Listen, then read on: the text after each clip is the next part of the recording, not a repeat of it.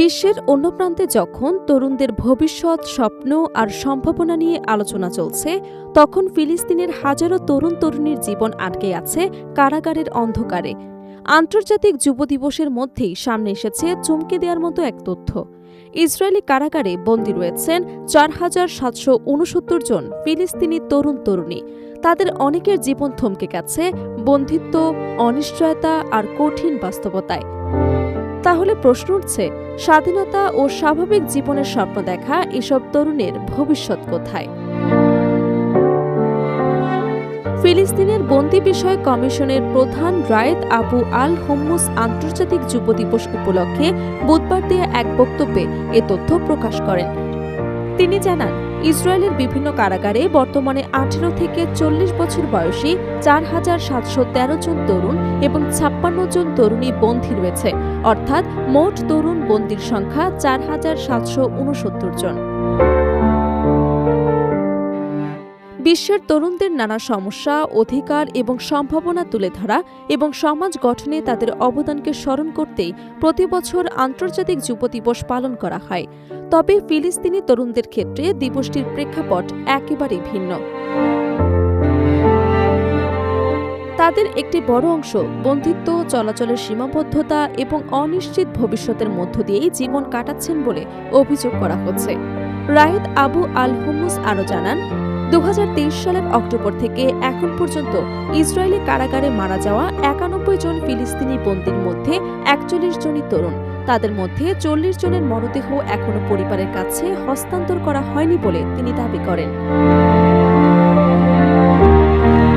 মরদেহগুলো Israeli কর্তৃপক্ষের হেফাজতে রয়েছে বলেও জানান তিনি। তার ভাষ্য, বিশ্বের অন্যান্য দেশের তরুণদের মতো ফিলিস্তিনি যুবকদের নিরাপদ এবং স্বাভাবিক জীবনযাপনের অধিকার রয়েছে।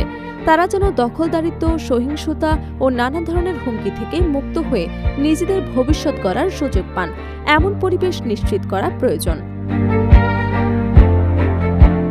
আন্তর্জাতিক আইন এবং বিভিন্ন সনদের প্রসঙ্গ তুলে ধরে আবু আল হোম্মুস বলেন, জীবনধারণ, স্বাধীনতা, কাজ এবং অবাধে চলাচলের সুযোগ প্রত্যেক মানুষের মৌলিক অধিকার। এসব অধিকার ফিলিস্তিনি তরুণদের ক্ষেত্রেও বাস্তবায়ন করা জরুরি। ফিলিস্তিনি যুবকদের বর্তমান পরিস্থিতি তুলে ধরে তিনি আন্তর্জাতিক বিভিন্ন সংস্থা, বিশেষ করে যুব বিষয়ক সংগঠনগুলোকে আরও সোচ্চার হবার আহ্বান জানিয়েছেন। তার দাবি, বন্দিত্ব এবং নিপীড়নের পরিস্থিতি থেকে তরুণদের মুক্ত করতে আন্তর্জাতিক মহলের কার্যকর ভূমিকা প্রয়োজন।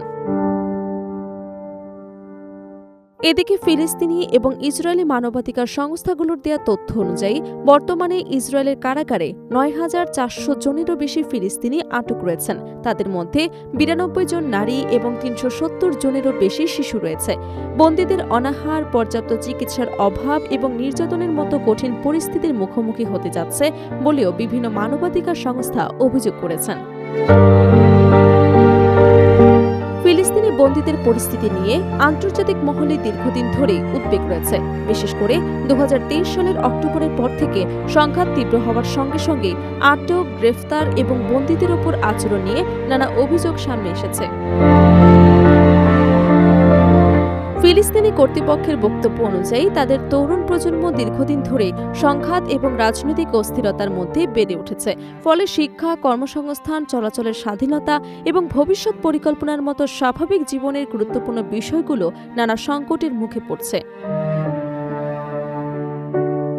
সব মিলিয়ে আন্তর্জাতিক যুব দিবসে প্রকাশিত এই পরিসংখ্যান ফিলিস্তিনি তরুণদের বাস্তবতা নিয়ে নতুন করে আলোচনার জন্ম দিয়েছে।